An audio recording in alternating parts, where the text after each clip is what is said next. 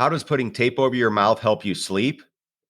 I would have never guessed it, but in this episode with Brian Peters, we cover not only does that improve the sleep quality, give you more energy, and cure common sleep issues, but we cover a whole range of stuff with recovery, including ice baths, sauna, and breathing techniques that not only help professional athletes, but are very applicable to our everyday lives.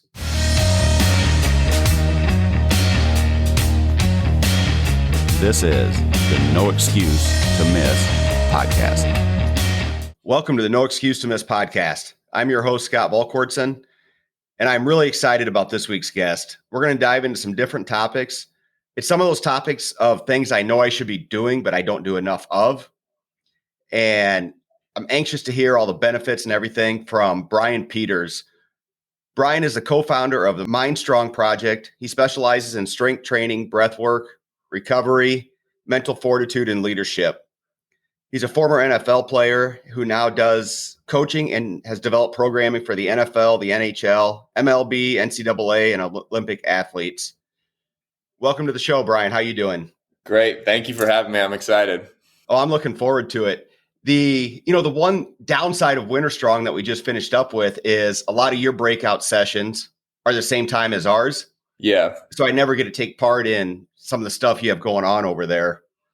But before we get into that, which I definitely want to, can you just give us a little background on your athletic background and how you got to where you are now?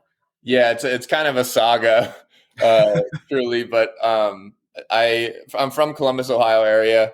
Ended up getting a scholarship to Northwestern University there in Chicago. I won't hold that against you. That's fine. Yeah.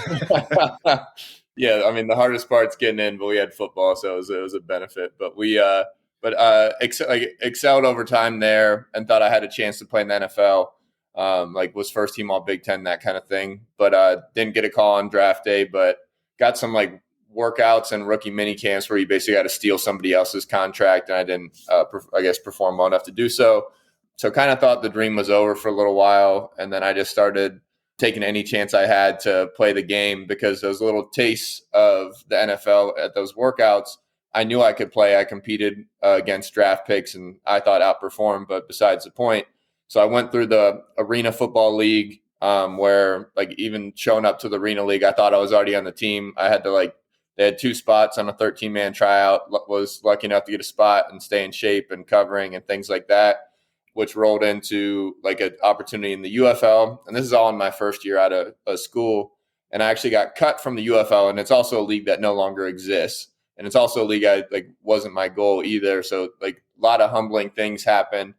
And I started learning rapidly, basically how to, again, I call it chasing edges in my head, but I learned how to get better in the football category, mental skills, and then massively in the training and we'll call it biohacking world. But all that stuff started to accumulate. Then I ended up having to be my own agent and ended up getting an opportunity in the Canadian Football League. And the Saskatchewan Roughriders gave me an opportunity to come out on their practice squad for a few weeks, just get a look at me. And after that, they signed me to a 2-year contract. So I played 2 years up in the exotic beaches of Regina, Saskatchewan, and then was lucky enough to earn an opportunity back in the NFL. Had some hurdles there in the process too, working out for teams. They found that I had a blood condition, so that caused some turbulence. But eventually landed on the Minnesota Vikings. Spent an off season with them. Then I was on their practice squad for a few weeks before the Texans signed me, and was there for 4 years. Ended up being a captain and. Was a fantastic time. And I've been knocking on the doors of still trying to play here and there. But yeah, that's my football journey, my athletic journey. And then there's a bunch of nuances of training and tactics and learning from great players and doctors on how to take care of my body and how to maximize. And part of that, I found breath work when I was in the sensory deprivation chamber. And then that's just kind of like a untapped resource where everybody tells you to breathe, but nobody coaches you to breathe. And then I saw and felt the benefits. So all that stuff just compounded into kind of the knowledge that's in my head today. Yeah. So a couple things there. One, what did that do to your mindset, coming out of Northwestern expecting to be drafted on draft day? Yeah. And then I assume you excelled at every level prior to that, junior high, high school, college. Yeah, I And picked then up. Yeah, go ahead. No, you're good. I was just going to say, and then all of a sudden, like the dream, like you said, sort of ended there temporarily. What does that do to your mindset? I mean, it does a lot of things. Like I picked up football late. I started playing in 7th grade and didn't really like start till like 8th, 9th grade kind of thing. But that football was really organic for me. Like the more I spent time there, the more I saw a lot of results. And I had incredible coaches and mentors in high school that taught me how to play the game, how to play it physically, how to play it right, how to play it smart. And like a lot of my foundation comes from my coaches at Pickerington Central here in Columbus. And then, but like eventually I almost had the door shut multiple times, but like I was crushed after no call on draft day. The only person that called me was Pat Fitzgerald, my head coach at Northwestern at the time. And, but he believed in me and I believed in myself. And like those tastes of NFL got me the opportunity. But like, actually when I came back from Canada that first year, before I even played 2 full seasons up there, I got jumped by some bouncers here in Columbus and got my jaw broke, mandibles cracked really weird.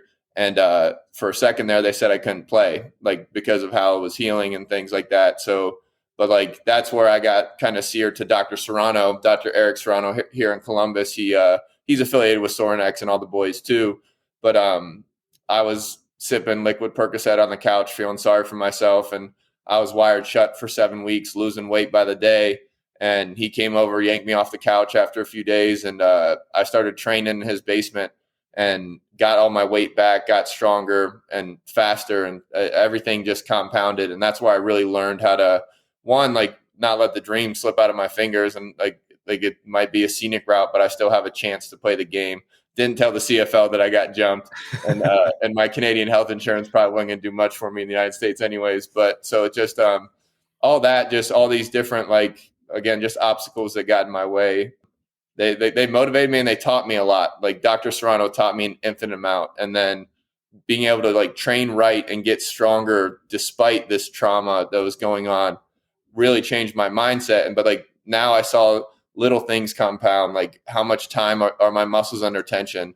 Like when am I fueling myself? What supplements am I taking to maximize X, Y, and Z results? And then I was blessed enough to have an opportunity to train with Ohio State's NFL group. One of my friends here in town got me in with them. And so now I'm around high performers, high performing mindsets. And then it just all combined into the right opportunity at the right time. And how tricky is the supplement part of that with the testing that goes on?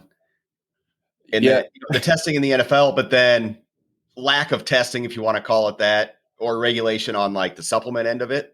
That's always a funny dance. And some players have like a no nonsense policy. A lot of guys don't take supplements because of that, but plenty of guys, like I'd still say maybe 50-50 on like the supplement game, that kind of thing. But like most of the stuff I use is pretty tamper proof. Like it's very simple, like amino acids and things like that, where you get into the rare pop comes from like a pre-workout and things like that. So at certain times in my career, I actually made my own pre-workout. Like I just combined a bunch of things like powdered caffeine, beta alanine, beetroot powder, starch, carbs, things like that, and aminos to like make my own. And then also you can actually like hyperdose your subs if you're in control of the caffeine and beta alanine and things like that. So yeah, but like everybody looks for the NSF certification. Thorne is kind of like the gold standard now because they uphold all those, and like their products are like simple and clean and significant enough to get the results most guys need, things like that. But then I've been down the rabbit hole of the crazy things where none of it's illegal by any means, but it's an investment of time and resources where you're going to get a supplement IV that is like you got your B vitamin C, things like that, glutathione. And then like me and Brian Cushing even got to the extent where we're putting DMSO in the IVs. So like the solvent of the DMSO would get it deeper into the cell and deeper into the muscle tissue and things like that, where like we'd smell like fish for a while. But like that was just like I'm trying to find the really the optimal way to recover. And so I tried just about anything and everything. And that's under the legal spectrum, just to clarify. But yeah, so like that, all that stuff is like, if you're educated, I think there's unmissable benefits that every player should do, from base vitamins to base like recovery supplements like the amino acids and even the inflammation stuff. some probiotics, but like the omega 369, different blends of that to decrease joint and brain inflammation. I think every impact sport or like any TBI issues should be high fat diet should be encouraged because your brain's made of fat. If you put enough good healthy fats in, the cells actually decrease in size, things like that, and all that stuff. It intrigued me and it made sense, and I felt better because really the only two supplements I quote unquote feel, I check everything with blood work anyways, but that I feel are my amino acids. I'd use a essential and a branch chain combination. Some people hate on branch chains now, but they've done a lot for me since I was a kid. And then the fish oils. The fish oils, like when I'm on and off them, like my joints feel significantly better, or at least noticeably better. So like now when people ask me for recommendations, I say, get your basic vitamin, like a great active ingredient, multivitamin, aminos and omegas. And like, if you don't feel better, call me, and nobody calls me, So it's just like, yeah. And like you said, the BCAAs get a lot of hate right now. Yeah. But I also see a lot of people who look and perform like guys like you that swear by them. So I'm like, there must be something there.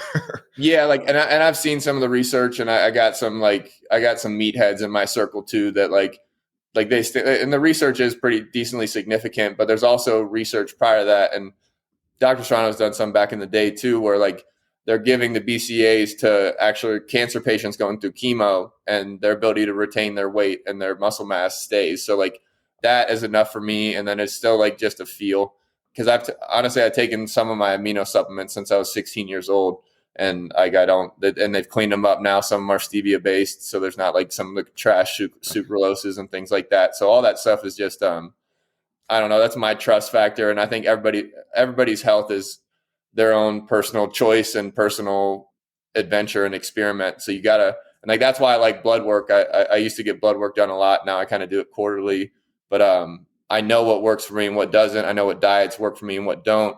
And then I've learned even about the blood tests of what it says a healthy range on here, but yeah, that's for the 2,000 calorie diet. That's not for a 235 pound guy trying to optimally perform and kill somebody, Yeah. So it's all that stuff you just got to take into account. And it's learning and curiosity. And eventually that compounds into a program that fits you.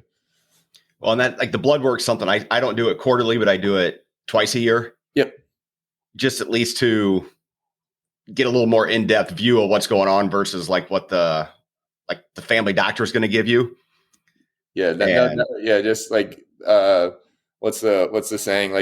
You can't measure what you don't track. So I think you just always got to have a baseline. And for me, obviously I pay attention to hormone levels, free testosterone and total testosterone. Those are massive in muscle recovery and a lot of things. So it's just, just knowing those snapshots. And then so my full, the quarterly thing's not a full panel every time, but then I'll break down the lipids, the fats, LDL, cholesterols and things like that. And, I do that. What do we call it? Biannually. I guess we'll go with our two times a year. Yeah. But all that stuff. It's information, and even the nutrient deficiencies and the food allergies. I do food allergies once a year because those change rapidly too. When you start subbing things out and plugging things in. So just all that stuff's just knowledge, because that's all eventually you're clearing inflammation. And if the body doesn't have to fight inflammation because of what you're putting in it, it can fight real inflammation, muscle inflammation, joint damage, anything like that. So now let's prioritize how our body's so freaking incredible. It can pick and choose what fats it uses first. It can do all these crazy things. So we got to let it work. And I think we get our own way sometimes when it comes to that. So I try and just I try and reprioritize how it works. And testosterone you brought up, and that's one that I think most people are aware of and they check, but I don't think most people know that the range, at least from what I've been told, the range keeps coming down. Yeah. So what's acceptable now is a lot lower than what was acceptable, let's say 20 years ago. Yeah. I don't know the old scale. I would assume as much. It's probably just to make people feel better about themselves, or support the pharmaceutical industry or something like that. That's my own conspiracy theory. But it's just, I've taken a bunch of different blood tests with different companies, and they have different ranges on their deals. One's 400 to 800 is healthy. The other one's 350 to 7, whatever. Honestly, I try and keep mine, try and keep my baseline above 850. And I do different, I'd use red light therapy and that helps my total testosterone. Honestly, you want to affect your free testosterone more, but like it stays elevated. And I've done blood work on and off of it where like it usually gives me 200 to 250 points on my total TED. Wow. And like that's where like the red light just stimulates the mitochondria to work better. So like, and I stand 6 inches away. It's just part of my nightly routine. Bought a panel from Juve a long time ago, back in like 2015. My doctor out in Arizona, John Toma, put me on that. And the products have been refined and pushed in the mainstream more now, which is awesome to see. But it's a cool little recovery tool. And at the time I was kicking over every stone, and that's one of the ones I've kept in the stable. So have you always been like this heavily into the recovery aspect, or did this come like as you were trying to find that extra 1% or extra gear to get back to the NFL? Yeah, a lot of it came on the pursuit to get into the NFL, but I didn't have a lot of money. So I kind of learned, like, so from my doctor in Arizona in particular, I learned kind of like the natural homeopathic ways to get optimal hormone levels and things like that. And like, and it all makes sense. And it's like sun, sleep, and no stress. Like, so how do you maximize sun? If you can't maximize sun because you live in a cold place, how do you properly supplement vitamin D? Well, it needs to be D3 and it needs to be with K so it's absorbed properly. K2 to absorb properly. And there's other ways to supplement that too. And then sleep, how do I get good sleep? How do I maximize my sleep? Like, what do I use to prime it? And what happens once you wake up? All that stuff affects your circadian rhythm, and a lot of it affects your state prior to sleep, blue light. So I learned about blue light blocking. Like I learned how to do that properly on my phone. So I could stay on my phone past sundown and things like that. And then just all compounded. Then eventually, 2015 or 2016, I started taping my mouth closed when I was sleeping because I found the benefits of nasal breathing and the state that it keeps you in. So all that stuff just compounds to great sleep. So, and then like no stress, like that is a problem in and of itself. This is the world we live in with stimulation and expectation, those things. So like now I got into philosophy to help solve the stress thing, So it's just like a lot of those things, I was just solving problems, and I had a lot of great minds and humans around me that pushed me and like motivated me, because my doctor in Arizona is borderline psychopathic with how, I guess, optimal performance is non-negotiable for him. Sleeps on the magnets, shuts down like the circuits in his room, so there's no like EMFs whipping around him while he sleeps. Doesn't have his phone on during the day. Like he motivates me because he's that disciplined and extreme, because it's non-negotiable for him. And I pick and chose. I didn't go off the deep end too far, but like it's the same thing I did in football. Like if I want to get better at football, I looked at the greats. What do they do? How do they do it? And I picked what was usable, and I'd let go of what wasn't. So like all those kind of things. Just again, it's like health and fitness and optimal performance aren't like a one size fits all. Like you got to be pretty conscious of the things you're doing and why you're doing them. And a lot of those things you mentioned there, some of the recovery stuff can get really expensive, and you can go down that rabbit hole where you can go broke trying to stay on top of all of it. But a lot of what you mentioned doesn't cost a dime. $3.99, baby. Yeah. It's just, all that stuff. And then now it's the food you eat. I can't remember the disc. I think it's like, it's not 7 years. It's something crazy, but like every 7 years, like no cell in your body is the same. Like what you put in your body builds it back. So like you got to be conscious there. And then like now when you have resources, you can blood test and figure out what you're allergic to. But like it's pretty simple. Like one ingredient foods, not hard problem to solve. Like every person on the planet knows that like an apple is healthier than a Snickers bar. And it's just like all these compounding little decisions that really just lead to like overall better life. And that's kind of just like the stem of the motivation anyways. Like I'm not playing football anymore or right now, but like I want to like wake up and go. Like I want to like live my life. I want to train hard. Like I want to be a violent human, capable, smart, intelligent, energetic, be able to help people and serve and like teach people and learn myself. And like I'm not going to do that eating like crap, sleeping like crap, and all those kind of things. So like all this is just like it's kind of like this is how I live. It's how I lived as an athlete, but I don't lose that when I lose the sport. So like, I'm just curious right now on like that. So now I'm going into like certifications and trying to pick up as much as possible to hone my craft for like the breathwork coaching with Mind Strong. And then everything else is like, how do I make myself better? I'm into powerlifting right now. So I'm reading all the West Side Barbell books, all those things. I'm just like whatever I'm going to do, I'm going to try and go all in to some extent. So And that's fueled. If my mind and my body can't support that, like that's a problem. Yeah. Well, let's jump into that a little bit of what you're doing with the Mind Strong project right now with the breathing. I was only introduced to different breathing techniques a couple years ago. And when I first heard about it, I'm like, duh, I breathe. I'm fine. Yeah. And I think most people have that, I don't need to learn how to breathe mindset. Yeah. So let's jump into that a little bit of how, like, some of what you teach and why it's so important. Yeah. I guess I'll kind of start with a story to tell you how I found breath work in general, but, okay. And then it'll compound into all the benefits and stuff. But so I was with the Texans at the time, and they were paying for us to do the sensory deprivation chamber. So I abused that privilege. And, I couldn't like calm my mind. I'd never tried meditation or anything like that before, but like you get in there, it's dark. There's no light. There's no sound. All that stuff is just you and your thoughts, and you're floating and like not a lot of senses, but like I couldn't handle it very well. So I started like trying to hold my breath and count my breath in there. And I get out of there after the first couple times and I start Googling, how do I hold my breath longer? It's Wim Hof and freediving protocols. So I got into that world and I got competitive with it, got to the point where I could hold my breath for 3 minutes and 30 seconds plus at the time. And it kind of was just this perfect storm where we got a new strength coach into the Houston Texans who did a bunch of FMS testing and Nordboard hamstring tests and stuff. And he determined that our NFL football team was unfit to run. So we as a team, and nobody was supposed to run outside the organization either, for 3 weeks didn't run.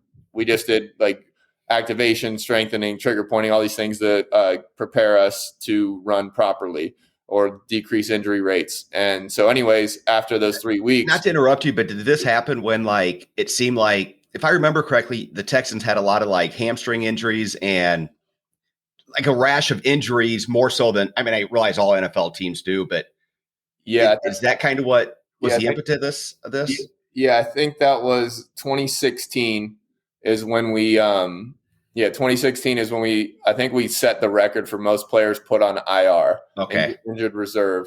A lot of it was soft tissue stuff, a bunch of like crazy accidents too. But so like they switched strength coaches, and this guy, Luke Richardson, came in and he ran the program like an absolute pro.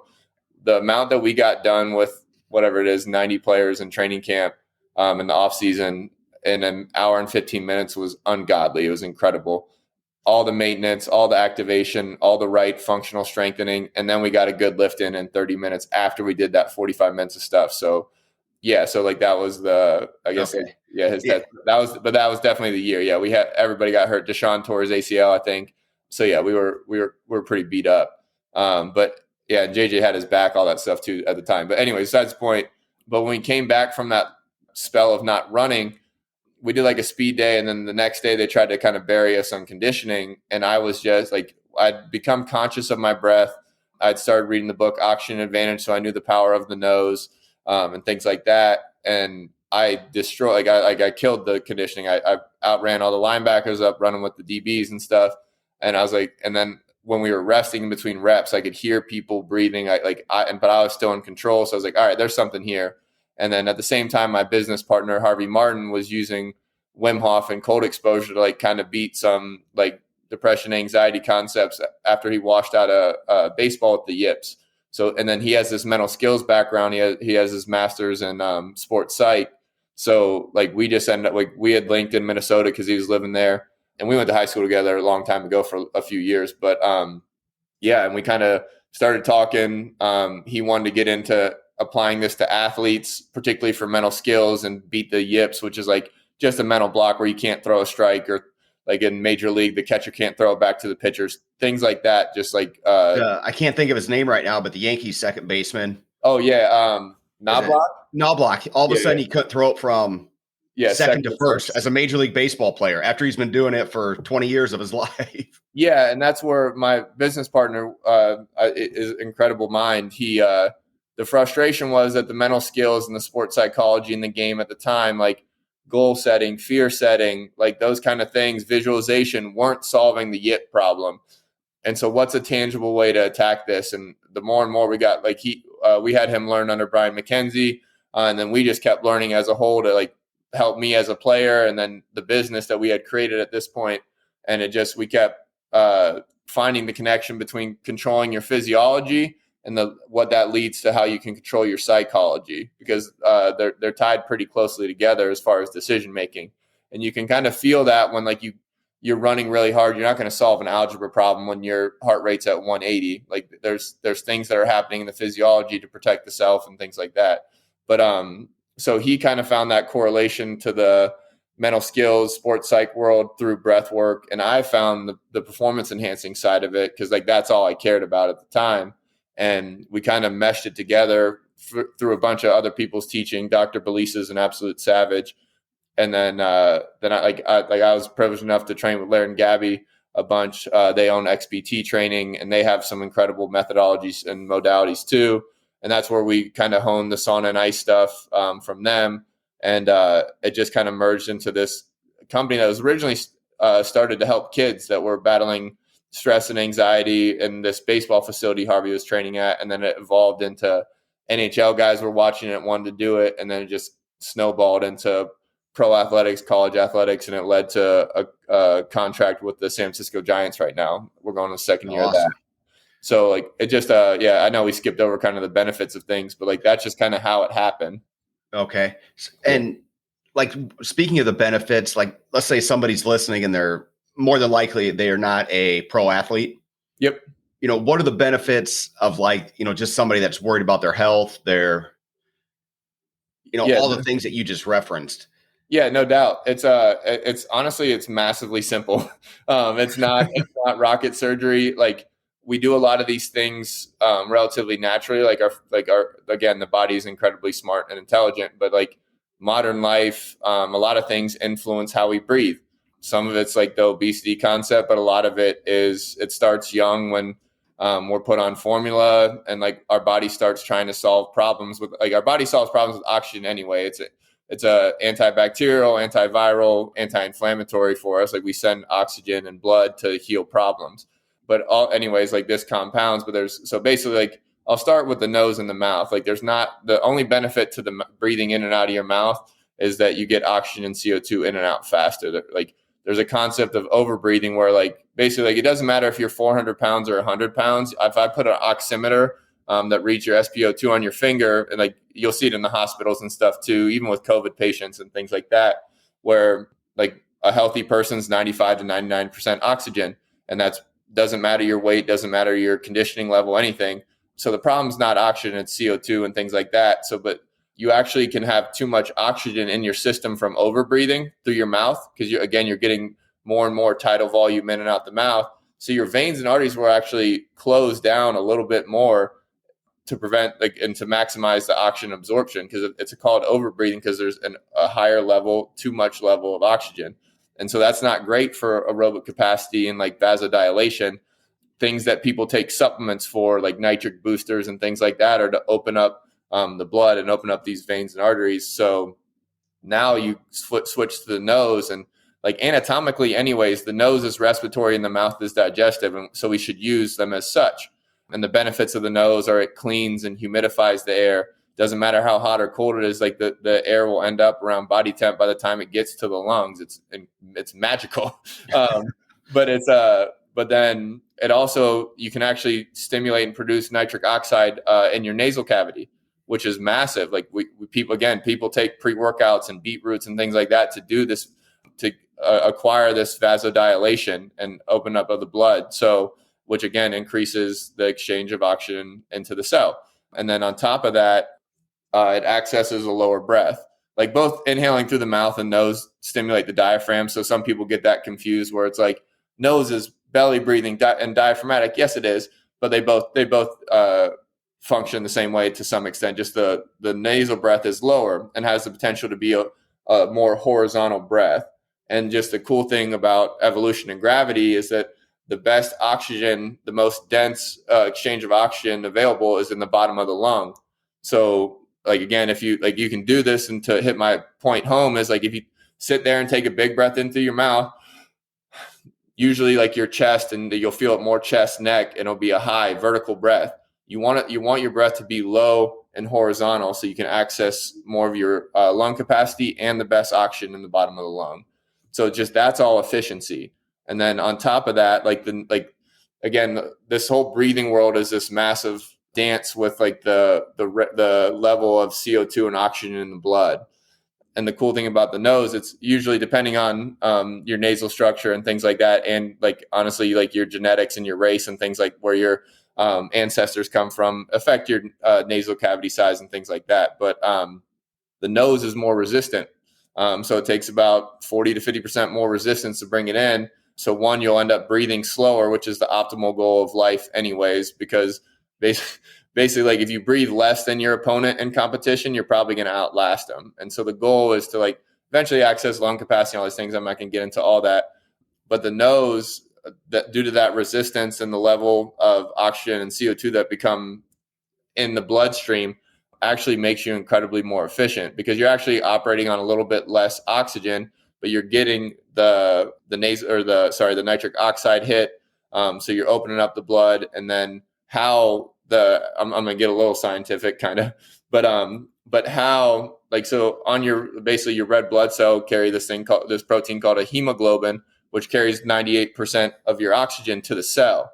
In order for that to release into the muscle and whatever you're working, there needs to be CO2 present, so when CO2 goes up, the pH in your blood goes down, and that's what triggers the hemoglobin to dump oxygen. So like you want it really, so again, the point I was trying to drive home earlier, sorry, I'm a little sporadic, but like the oximeter and everybody having 99% oxygen's not the problem. You need to have a way better relationship with carbon dioxide. And so you'll hear a lot in the breath world, CO2 tolerance, because you want that to be higher. Because like loosely your body, like, so stress and anxiety show up in your brainstem through carbon dioxide buildup and things along those lines. Same as like the physical and physiological stress show up when you train really, really hard, like CO2 spikes because you're burning a lot of it. And that's kind of all depends on your conditioning level too. But like in both scenarios, the problem is carbon dioxide. Is there a way to measure that? Yeah, there's a bunch of ways to measure. There's like natural ways to measure it.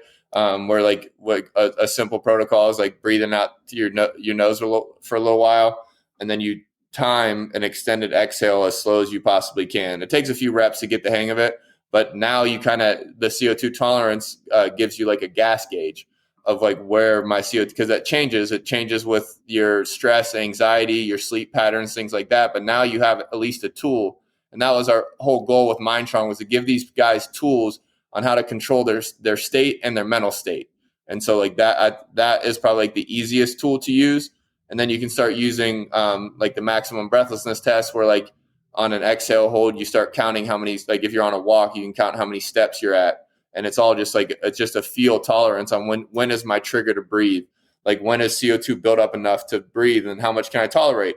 And then now the power of consistency, the more you get into these hypoxic states, we'll call it, where oxygen's less present, your brainstem gets this hit of CO2 and you start to develop a tolerance over time. If you keep taking yourself there, it gets higher and higher, which is why the breath stuff can lead to higher aerobic capacity, higher VO2 max and things along those lines. And then now there's a whole mechanical side to the breath work where you need a strong diaphragm and pelvic floor. And it's hard to train because there's no nerve endings in the diaphragm. So to fatigue that in a static state is hard, and it takes coaching, and it takes practice, and it takes holds, it takes exhale fatigue, it's training inhale and exhale muscles. It's a lot of things, and it's not just I know how to breathe. It's like, let's be calculated about this. Let's find the benefits, because if I can truly open up space in like my intercostals between my ribs, the muscle between my ribs, if I can strengthen my diaphragm, I get bigger lung capacity. I get the ability to brace harder. Like, so now it's like weightlifting. I'm in the powerlifting world now, where like your brace is incredibly important to your ability to, one, transition like in and out of the lift, but also to like transition like in sports, the power from your legs to your upper body. It's a lot of it's brace. And so you need this strength in the diaphragm and pelvic floor to also like open up hip mobility and things along those lines. Like there's studies showing higher FMS scores when you have done these diaphragm strengthening and things like this intra-abdominal pressure strengthening. So it's just like, it's such a complex And it gets convoluted because everybody, like a lot of people teach different, like some people teach strictly mechanical, other people teach strictly like cellular and holds. And then but it all compounds to like the simplicity of one, I should have probably started with this, but like breathe through your nose all day. Start there. It's a great place to start in the breath world. You don't understand how much of life now affects your respiratory rate or like what part of your body you're breathing from. And so basically like you watch a scary movie and like you'll switch because you're like, so like the tones of the system are part of what we teach and coach too. Like the nose is parasympathetic, which is rest and digest, and the autonomic nervous system. Mouth is sympathetic, fight and flight. So like that's why some people, like that's why I tape my mouth shut at night. I used to be a mouth breather, a snorer, and they've done a lot of cool research on this now. But like, what state would you want to sleep in? I want to sleep in a rest and digest state. So like now, how do I guarantee that I'm going to breathe through my nose all night? And then the research they've done on thousands of humans now is like, once you adapt to breathing through your nose through the night with the tape, like sleep apnea and wake ups go down 70%. And it's just a simple problem. And that's why a lot of, like, I'm not going to say a lot of people, like my knowledge is incredibly depth on those, like the actual numbers, but and other people's problems, but the digestive system will keep going if it's getting a sympathetic tone. It won't completely shut down. So some people wake up to pee a lot and they blame their hydration or whatnot, but some of that can be cut down with your wake ups can be cut down there with the nasal breath. And that's all just part of like the deep sleep concept. So so I actually didn't tape my mouth last night just because I fell asleep unprepared, but I like the grogginess from when I wake up with my mouth tape versus mouth open is night and day for me. And again, a lot of what I do for myself is off of feel. And I think a lot of people are pretty far away from feel now because they wake up, they feel groggy. Let's pound caffeine, things like that. And really it's like find out, like solve the problem naturally if you can. But anyways, back to the breath world. I don't know. Do you have any questions? Well, no, it's just interesting because I'm fortunate. I get very good sleep at night, but my wife does not. Yeah. And I know some of the people I work with, they wake up 7, 8, 9 times a night and many times can't go back to bed. Yeah. So I'm fascinated by that. I do have one question. You were talking about how like it can open up, be similar to like a pre-workout. Yep. Like a nitrous oxide booster. Yep. So is there like a specific time of day that you recommend like doing breath work? Like, do you recommend doing it pre-workout or does it matter? Oh yeah, definitely. I think it's stealing from like a performance enhancing side. So you weren't at my station at the Sornex deal, but you can mimic hypoxia. Like you can basically, it's a technique where you're basically bringing the mountain to you. You're bringing altitude to you by like doing exhale holds and doing work, like just gentle work, nothing crazy. Because some people react differently to this too. So I don't want people to go too crazy on it without coaching and that kind of thing. But if you take yourself to these hypoxic states, which depending on what you read is like when you have the SpO2 on like below 91, 92%, the body starts to adapt to solve the problem, which is why a lot of athletes will go train at altitude because the body adapts and gets you more red blood cells. And if you stay there long enough, it'll and so we try and mimic this with consistent protocols as well. But it'll actually stimulate the body. Like it basically starts in like the kidneys and the bone marrow to produce more EPO, which obviously is what Lance Armstrong popped on. But like that's where you'll get more red blood cells. It's why like divers walk around with 5% more red blood cells and higher hemoglobin and hematocrit levels, which is just like the ratio of red blood cells to total blood volume and things like that. So it's just like now you can start playing cellularly and get adaptations and but the hypoxia initially, like the hypoxic protocols, about 8% of your red blood cell count is actually stored in your spleen as like a reserve. And you can trick the body into thinking it's altitude and it'll squeeze the spleen and give you some more red blood cells to train on. And all this stuff just leads to better oxygenation and that kind of thing. So yeah, there's a bunch of stuff. And then but even like mechanically, I think it's smart to open up the lung capacity and then you can start to trigger the CO2 tolerance so that you warm up the breath, you warm up the cardiovascular system the way same you do a dynamic warm up. It makes sense to me. I feel better when I do it. If I'm running, I get a little more into my flow state earlier. And that's just all based off of my feel. And obviously we've coached it a bunch now too, where it's like, it's same as like turning on a glute, like a lot of glute activation's massive in sports performance and everything now. but it's the same concept. Like, why would I not warm up my respiratory muscles and or strengthen them to start? And why would I not create as much lung capacity as possible? Because again, like the two starting points that I'd tell any Gen Pop is breathe through your nose all day. Because like if you can't breathe normally, like throughout the day, there's no chance you're going to breathe right in performance. So start with the very basics. That'll give it, because you can still be a vertical breather through the nose, but just try and get your rib cage going east and west, maybe a little belly and that kind of thing. So like, is there like a recommended time of how long you have to? Yeah. So the adaptations of the spleen and those kind of things, like the red blood cells won't stay around too long, anywhere from an hour to 2 hours. But so like, that's why it's a pretty close to the pre-workout routine. But, because I went a couple of years ago, I actually was in a class with Dr. Belize. You referenced her earlier. Yeah, she's a beast. And she brought us through a whole breathing protocol. And I don't remember the specifics because it was a few years ago, but it was enough that we had like a blanket over our head. And you actually went to like a whole nother like mental space. Oh yeah. And it was interesting because it was like 20 guys that went through this whole thing. And some of the things that different guys saw, some of the like emotions that it brought out from them. We had, grown men crying, and it was nothing, nothing else involved other than just breathing. Yeah. That's a whole, like the meditations and like holotropic work, like all that kind of like the TM stuff, all that stuff is like, all that stuff doesn't even have to be classified as that. Cause like even at the Sornex thing, we had a couple emotional responses. I just like was telling them what was happening really quietly when it was going on, but it's really cool. And it's like back to my point. I remember what I was talking about, like on like the 2 points is like breathe through your nose all day and breathe slower. Like if you ever are in agitated state, slow the breath, balance the breath, 6 in, 6 out, 5 in, 5 out. Do that for a few minutes and see if your state changes. Because like the goal is again to breathe less overall throughout the day. Again, balance out that blood, and then eventually just breathe slower in performance so that you can last longer. It's all just energy conservation. But sorry. And then what was the point we were just on?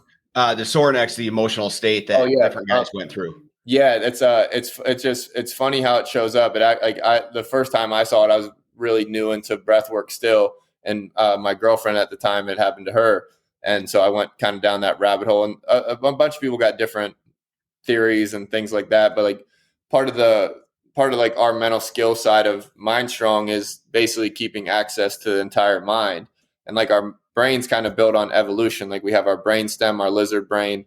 In the middle is the limbic system, and the front is the prefrontal cortex. The limbic system's emotional reaction, we'll call it. We share it with mammals where it's like territorial, protect our young kind of thing. And then the human gift is the prefrontal cortex. And what happens when you lose control of this, I like to call it a wind chime, like your physiology, your heart rate, your respiratory rate, your vision helps cue all these things. But when you lose control of that and fear and stress and anxiety come in, like blood flows through the amygdala back into the limbic system, and you're regressing away from the human gift of problem solving and communication and things like that. So we want to, through CO2 tolerance and state control, down regulation, up regulation, we want to keep as much space away from that happening. And then kind of our bit is like if you're ever arguing with your wife or significant other, like you tell them to calm down, it never works. Like, yeah, it doesn't work for me. Yeah. But so like our argument is that they're limbic. They're not they're worked up. They have this, they've already lost like the human gift to some extent.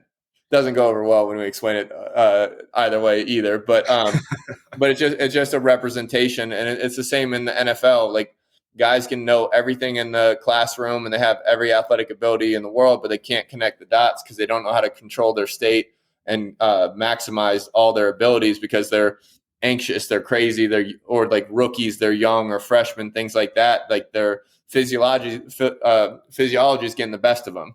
And so is that like sometimes you'll hear announcers talk about, or even players, the game's starting to slow down for me? Yeah. And a lot of that, I mean, it's life too. It's like all 10,000 hours, like repetition, anticipation, things like that come with reps. But yeah, the game's too fast because like they're thinking, yeah, I'm in the NFL doing X, Y, and Z right now. I got to be the best sooner than they want to be and things like that. That really just got to literally trust your training, trust your ability. And like that comes with a level of wisdom and repetition in your physiology.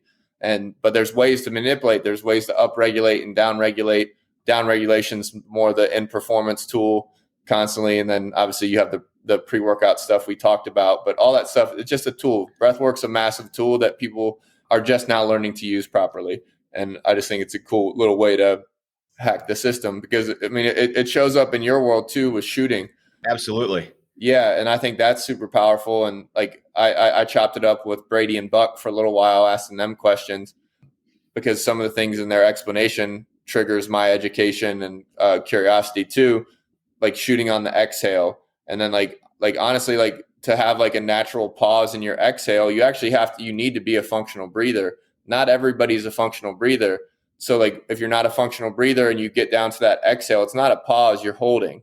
And so that can actually stimulate CO2 buildup, things like that. So it's just like how do I breed functional breathing? And I think that really comes into play, like at least in our world, like at Winter Strong, when they're doing the competition, they had to run up that hill. Yeah. You know, guys had shot the previous day with zero problems whatsoever, but now they were in competition, their heart rates are up, they just got done running. And then being able to control their breath became a whole nother set of problems for them.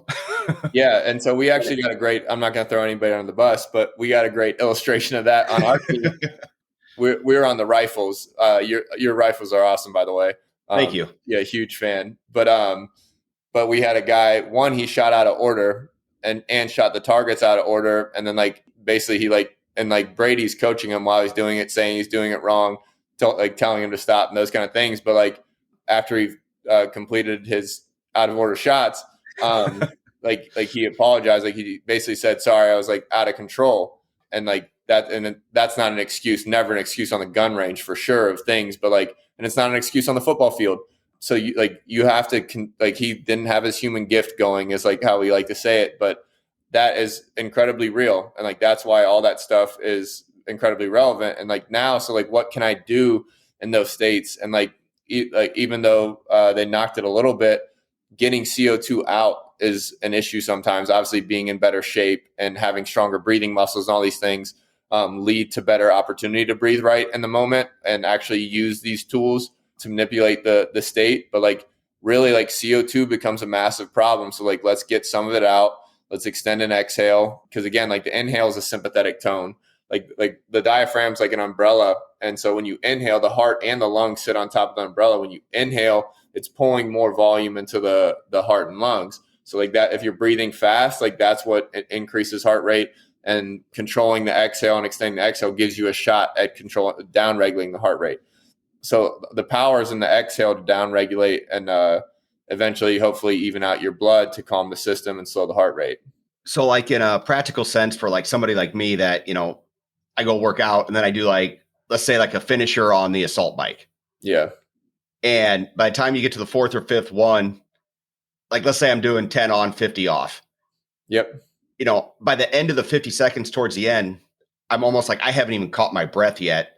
Yeah. So is that just a matter of focusing on the exhale?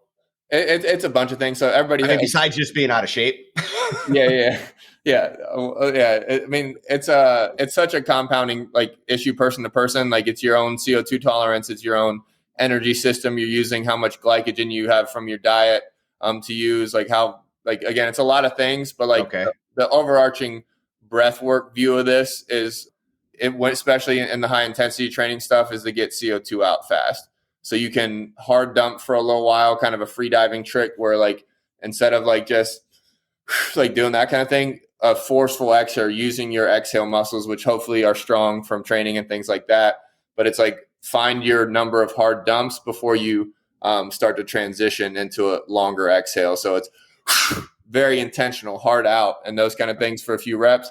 And like you can play with it and you can find what's good for you. Some people don't even like that in general. Some people use 5 breaths, 10 breaths. I've dummied a bunch of protocols where for me, when I run my hundreds, 10 breaths works the best, 10 hard dumps. And then people misinterpret kind of the gear shift system, but it's a good analogy for what we naturally do. But it's now like a lot of the breath world is just raising your awareness. Like, am I breathing out of my nose, my mouth? How am I down regulating? Like, obviously, like we never want to stress somebody out about how they're breathing in performance. We just want to know, we just want to let them know they have tools to help regulate. So like the overarching general gear shift system is in and out mouth is gear 3. a next step down is in the nose, out the mouth, and then back to gear 1 is in and out the nose. So like that's in general terms the gear shift system. But like if your heart rate's up really high, you don't want to just jump into gear 1 because like you're like testing your CO2 tolerance, because it's harder to get it in, harder to get it out while your heart rate's up. It's not accurate. So your body does it pretty naturally anyways to get down to gear 1. But now if you start to manipulate it, extend the exhales in each gear, and you can kind of get back faster and get more control of your state faster. And that's how you want to view it. But like I actually had this conversation loosely with Dr. B the other day where like, because people are coaching the gear shift system a lot, those 3 specific gears. She's obviously a believer in the 5-gear system, like in her book and everything, but it's just like it's over. I'm not going to say it's over coach isn't a good word.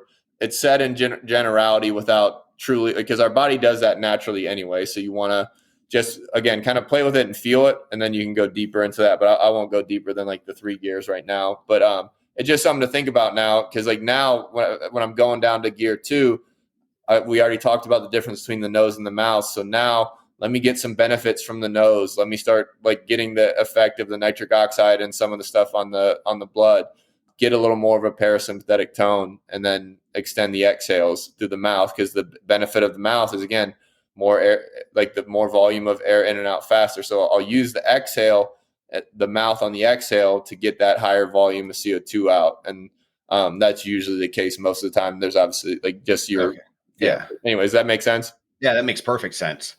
Yeah. So transitioning a little bit into the other recovery methodologies that you have, the sauna and the ice bath. Yeah. The sauna is easy. I can go sit in our sauna all day long. Yeah, of course you can. Yeah. Yes, I am. I know I've read so much of the benefits of the cold plunges and all those different things. Are there any tricks or tips like with breathing and all that to make that easier? Oh yeah, massively. So like that's kind of like that's our stadium we put our athletes in, because we can't cause a lot of stress. Like so, like a massive way where we like cause stress and teach them to deal with their mind and their breath is like we suffocate them in the nicest way possible. But the ice is a really cool tool because it's a stressor. A lot of people have, and then again here it's subjective, where a lot of people have different relationships with not only the cold but also water.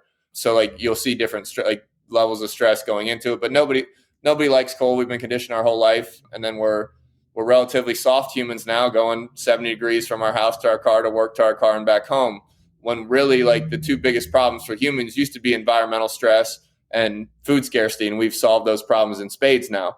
So now it's like, let's get back primal, and like this is a way to do so, and then you just reap massive recovery benefits, those kind of things. But back to the ice, breath work is a massive way to beat the ice for a plethora of reasons, because you can down regulate there. Because the problem, and like this shows up in kids sports and all those things too, where you'll see a kid hyperventilating where and that's obviously a sound. That's me getting into the cold plunge.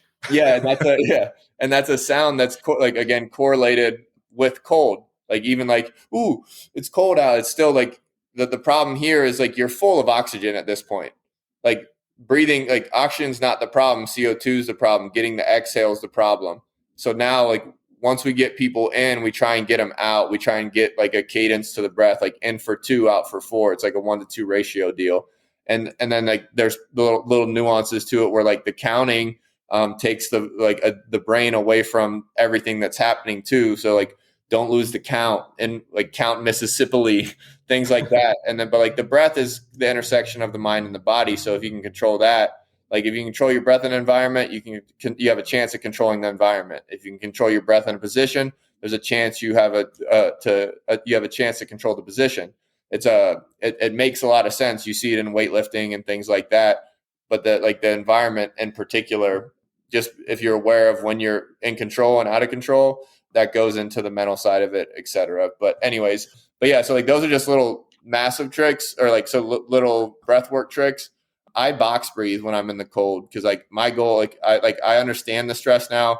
I can kind of beat the cold with one breath, but like that gear shift system shows up again is like how efficiently can I breathe in there? How slow can I breathe in there? Because like if you like the respiratory rate is what tells you you're safe. So like let's get the breath as slow as possible, which is what we're doing with that 1-to-2 ratio and those kind of things. And then like we'll put people back through the gear shift system in the cold too.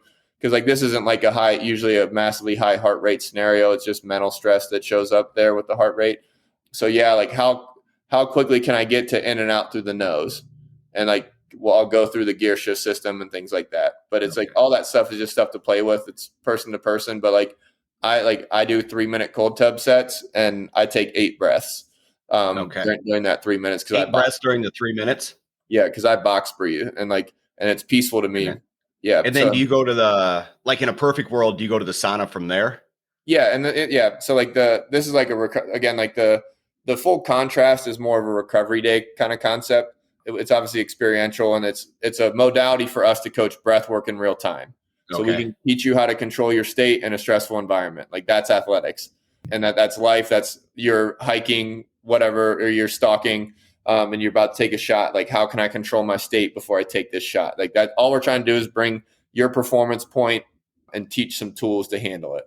But then, but like the reason why it's such a great recovery modality, like, because there's mental toughness and stuff that shows up in the ice too. And then but you do have a lot of physiological things happening as well. The vasoconstriction from the cold, things that I'll explain that after I get through but then anyways, like 3 minutes in the ice, heavy sweat in the sauna. Sauna mimics an aerobic workout once you get your heart rate up closer to the 120 world.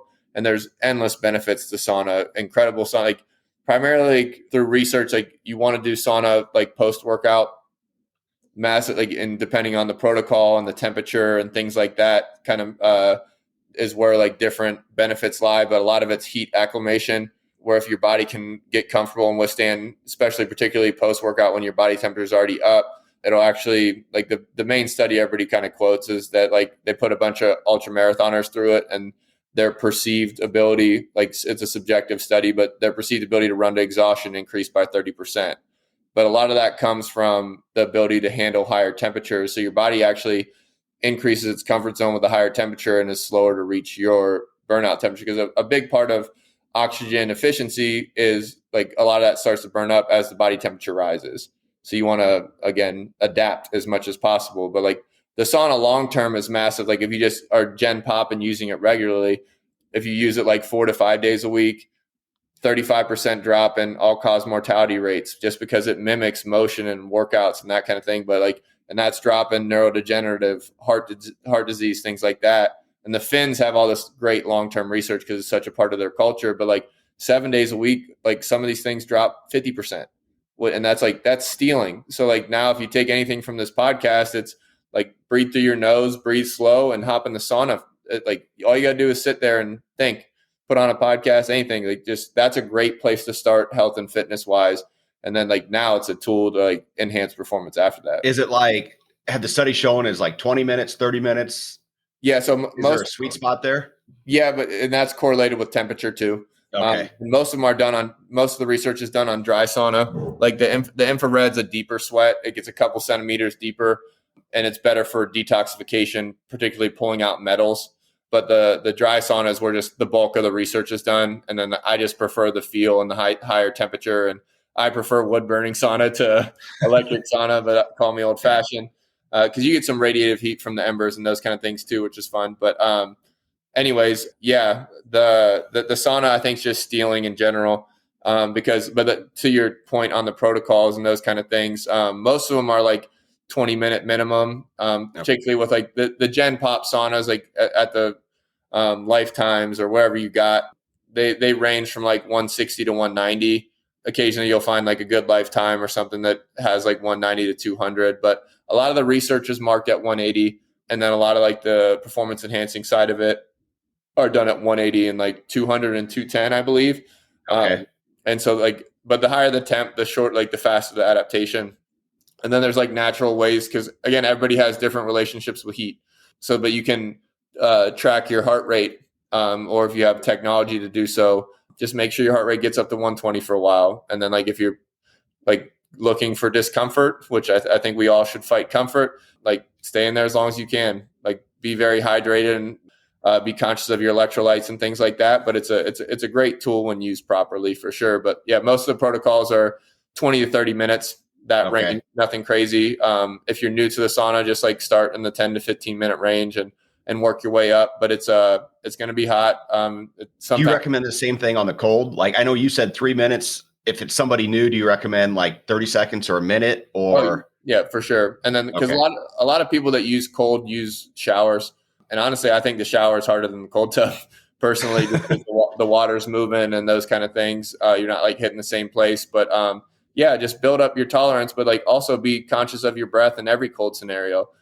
Slow your breath, control your breath, count your breath, extend your breath, things like that. And then that's like just a metric for you. So say I'm starting at 30 seconds. I get in there. How many breaths do I take? Some to focus on, but then next time let's breathe a little less.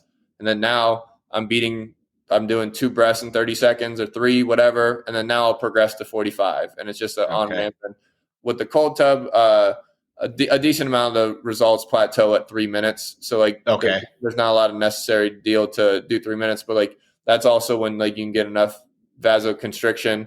Because like what you're doing in the contrast therapy is vasoconstriction, vasodilation, vasoconstriction, vasodilation. It turns into this little workout for your veins and arteries. And like, that's where you'll get a cool little calorie burn. You can steal a calorie burn from that side. Like some of our hockey players, I mean, all their metrics are different because they use like Poplar, Whoop, things like that to track that stuff. But some of our hockey guys will burn 750 to 1,000 calories just sitting there going back and forth for 50 minutes.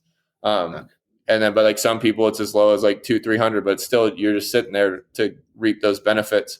And then you have like the heat shock and cold shock proteins that get released. And these eventually make the cells, the healthy cells fortify themselves and some weak cells die. So in my bit, I usually say that makes you harder to kill, but it also stretches your comfort zone with temperatures. The more I've done cold, the more I've done hot, like the more comfortable I am outside of my t-shirt. And I intentionally walk around in the cold in my t-shirt. So that brings up a point. I notice at Winter Strong, you walk around barefoot a lot. Yeah. Is that from like I've heard of like people grounding themselves, like wanting to be putting their bare feet on the earth, or is that more from like a cold discomfort? And now it's primarily for my feet. Football bucked up my feet pretty bad. Okay. And like one of their remedies, which is the antithesis of nature, is they put metal plates in my shoes for turf toe.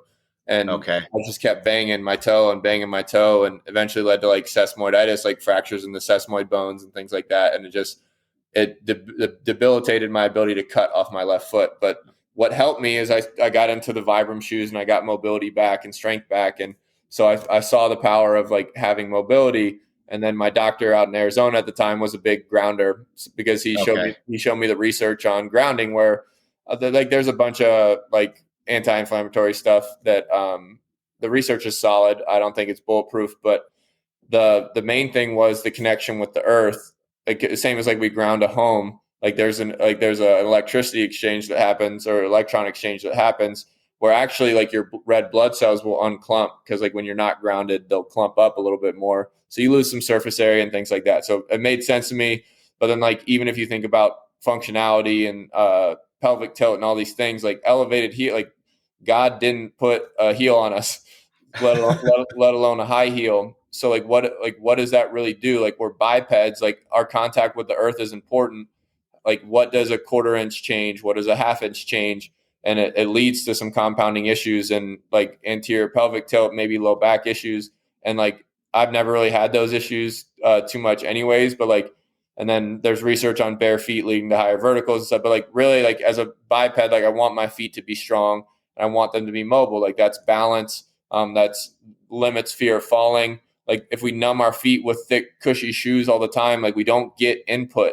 You want as much input and feel as possible. And my doctor in Arizona, again, does a lot of cool things with the elderly where like they get these stiff lock legs and things like that. And like they spend some time barefoot and they start to get these things back. And that impresses me because like it shows me that the brain's still malleable in the 70s and 80s. But like it's something that we're just like, you can say like, what's a good way to say, like chairs were the first flaw in technology, shoes quickly after, like all these like that's technology, like, and that's part of the reason why like some of our breathing's limited by sitting and typing and driving all day. Like your psoas and things and your firing pattern get affected and your breathing capacity gets affected by being in a prone, not natural position anyway. Like you see these, I'm going on a rant, I'm sorry, but like you go on to these tribes, like the hip mobility to sit around a fire and things like that is non-existent, because like you rust is a real thing. So like maintain foot, ankle mobility,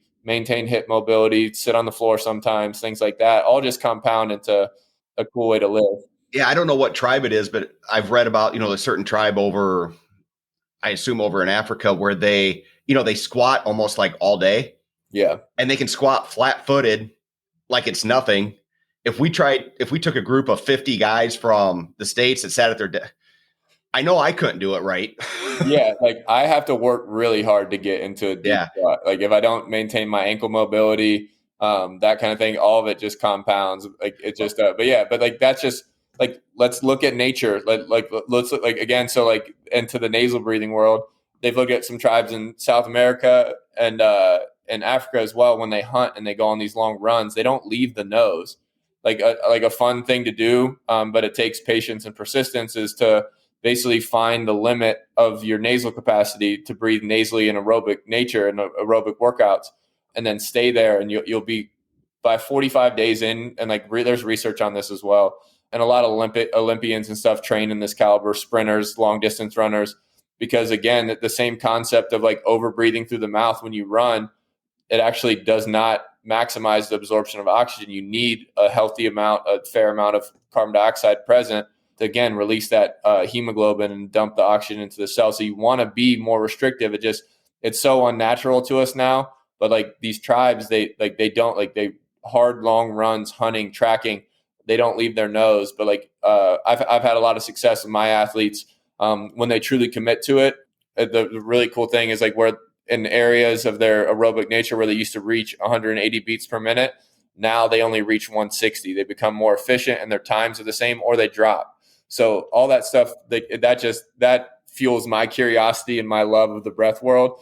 And I think we see it in the Olympics are going on right now. If you look at like the biathlon competition, them having to steady their breath. Oh yeah, that's a whole different whole different world. But yeah, it's fun. Like that's like the one thing like I love about what I do is like most people, like even like when I was learning this stuff, I was like, no way. And like I solved my sleep apnea problems with mouth tape. Like as I had the Whoop on, and I was saying I was trying to sleep for 9 hours like a savage optimal athlete, and instead I was getting like 5.5 hours of sleep, 6:15, and it caused me stress. So I solved the problem. But like and that goes. I don't want to keep you too much longer, but I just have one final question on. Do you recommend like the best way for people to track this after they start trying it? Is it like through measurables like an Oura ring or a Whoop strap, or is it just like how they feel, or does it show up in blood work? No, all the above. Like it's just not as much like blood work. You can eventually find like hemoglobin, hematocrit levels, and things like that. But one feel like just one with the mouth tape and nasal breathing and stuff. Just like feel like I journal both for training and just my soul in general. But like track how you feel when you wake up. That's a very good start for the nasal breathing. Like track your energy levels. Like, was I productive? Like that kind of thing today, like based off of feel. And then the same like in workout concept, like, but you have to have some patience in the breath world, breathing through the nose and training like that. Cause you have to strengthen the muscles too. And like the breathing through the nose will help you strengthen the diaphragm, because the resistance more than the mouth as well. Do you see like more mental clarity that way too? Yeah, for sure. My energy levels, like, especially when I sleep like that, but like, yeah, it makes you an aerobic, animals, humans like are technically an aerobic creature. Like we want to be as efficient as possible all day. So like, yeah, my mental clarity when my breathing and everything's dialed is pretty noticeable as well. So like, that's again, just like people just got to trust it for a little bit. It's not hard. Just like whenever you catch yourself mouth breathing, goes nose, and then you can go deeper onto all the other modalities we talked about. And I think that's one of the things that sometimes I struggle with staying consistent with it is it's hard to measure. It's easy when you're in the gym to measure, okay, my lift on this particular exercise went up, or if I'm running, my time went down here. Yeah, it's just I like the metrics too. I like all the whoops and things along those lines. Just even like a lot of the oximeters on your finger, like if you're doing something on the bike and things like that, you can track your heart rate on there, and your the really fun thing is to track, like when you start getting into like hypoxic exhale holds and things like that, or holds in general, is once you hold to like watch the oxygen go down. And that's probably one of my favorite things to do. But it just shows you what your physiology is doing, what your blood's doing. But as far as the measurables, yeah, like I think it's great to have a consistent metric. Like I think all those things, like I don't think they're truly flawed, but like I know people with $7,000 of equipment to track those things, and their stuff is still flawed. So like we can put a lot of trust in these things, but it is just a constant metric that is nice to know and nice to have. It's even like tracking your sleep recovery, quote unquote. Some of that's an algorithm. It's not truly reading your CNS. Like the omega wave and things like that are more accurate. But like that, I don't know if you've ever seen the stickers on the forehead and the hands and things like that. But yeah, so like those kind of things, it's just understanding that it's just a metric. It's not perfect, but I think it's awesome to know your heart rate. And once you become aerobically efficient, you'll see the effect on the heart rate. And like that's where you'll start to notice like, oh, there's something here. But like you'll get it from feel anyway, especially when you start to get into strengthening the right muscles, getting the right mobility, and building your CO2 tolerance and stuff over time. Like things just get easier. And if you want to experiment on it, like do the same thing you've been doing for whatever protocol and just add some breath work or add some breath strengthening and things like that, or just switch to nasal breathing at night and see what happens. A bunch of my football player buddies that I've put on the mouth tape before too, their resting heart rate drops. I'm pretty sure everybody knows that's indicative of good health. And it's the same thing with respiratory rate. You want your respiratory rate as slow as possible. So I think all that stuff's fun to track and measure and feel. And eventually it just leads into a better, happier, healthy human. Well, this has been awesome. I know I'm going to go back and listen to it again and implement a lot of this stuff into my regimen.